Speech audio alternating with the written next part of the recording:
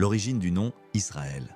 Tu crois connaître cette histoire, mais tu n'en as entendu que la moitié. Bien avant d'être un État moderne, Israël était un nom biblique. Dans l'Ancien Testament, un homme appelé Jacob, petit-fils d'Abraham, lutte toute une nuit contre un être mystérieux. Un ange, Dieu lui-même, le texte reste flou. Mais au lever du jour, cet être lui dit « Ton nom ne sera plus Jacob, mais Israël, car tu as lutté avec Dieu et avec les hommes, et tu as vaincu. » Genèse 32.28.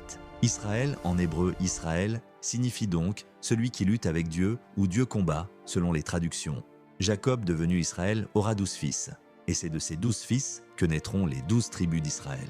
Le nom Israël devient alors collectif, désignant non plus un seul homme, mais tout un peuple, les descendants d'Israël. Ce peuple s'installe, selon la tradition, en Canaan, après l'exode d'Égypte. Vers le X siècle avant JC, ils forment un royaume, le royaume d'Israël, dirigé par des rois comme Saül, David, Salomon. Mais ce royaume d'Israël va être divisé puis détruit. En 722, l'Assyrie conquiert le nord et fait disparaître le royaume d'Israël. Seul reste le royaume de Juda, au sud, qui sera lui aussi détruit plus tard par Babylone.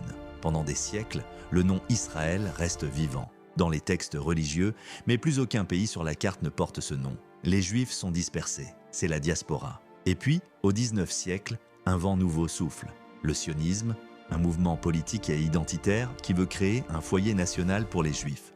Theodor Herzl et d'autres rêvent de fonder un État. En 1948, après la Seconde Guerre mondiale et la Shoah, lors de la fin du mandat britannique sur la Palestine.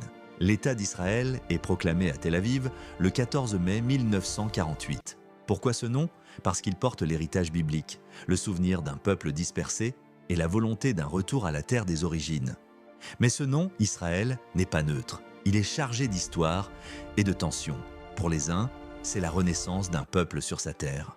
Pour les autres, c'est le symbole d'un conflit non résolu. Car la proclamation de l'État d'Israël marque aussi le début d'un conflit avec les Palestiniens, toujours non réglé aujourd'hui. Tu croyais connaître l'histoire du nom Israël?